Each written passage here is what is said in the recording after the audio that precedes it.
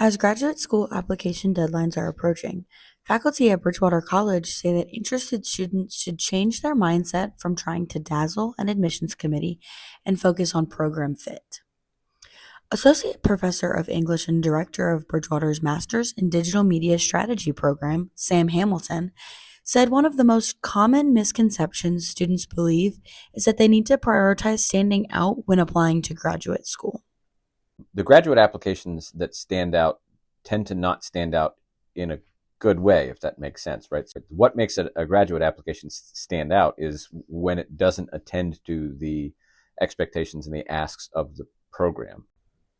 Rather than trying to impress an admissions committee with materials used for many programs, Hamilton said successful applications explain how a student and program benefit each other. My primary concern is this program going to do work for the student, and is the student going to do work for the program? It's sort of this, symbiotic, mutually beneficial relationship. According to the Duke University admissions website, one of the tips for a strong statement of purpose is to do your homework.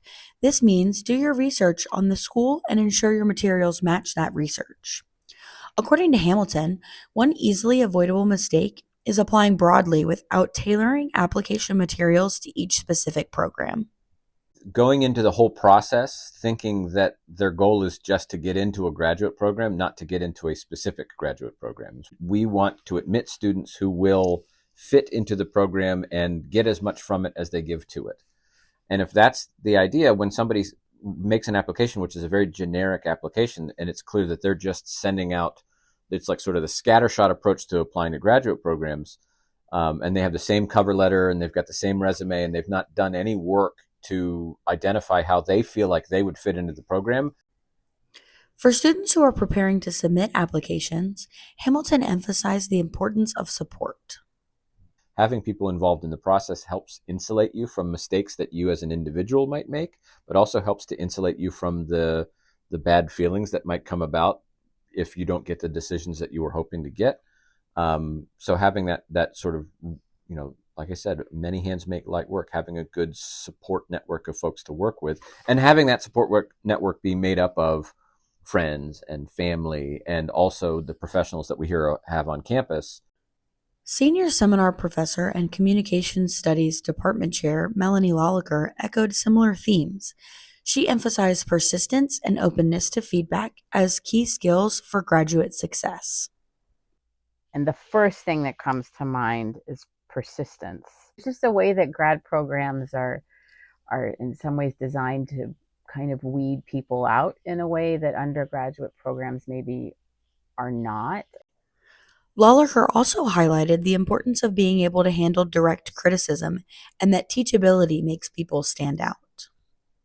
Grad programs are likely to get a lot of really direct feedback that is intended to help you grow. But somebody is open to feedback and actively seeks out feedback and then actually utilizes the feedback.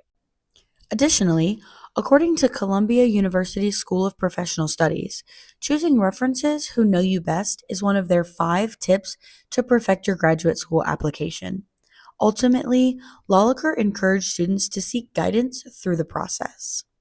To ask for help and to ask people to ask them what they did, ask them for advice, but ask them to read drafts of things. Ask them to read drafts of your personal statements and drafts of your CV or your resume. Both of the faculty members agreed that graduate school decisions are not judgments of people, but assessments of fit for the programs. Programs are looking for the people who are going to fit, and you should too be looking for the programs into which you would fit. This is Laurel Edwards for BC Voice.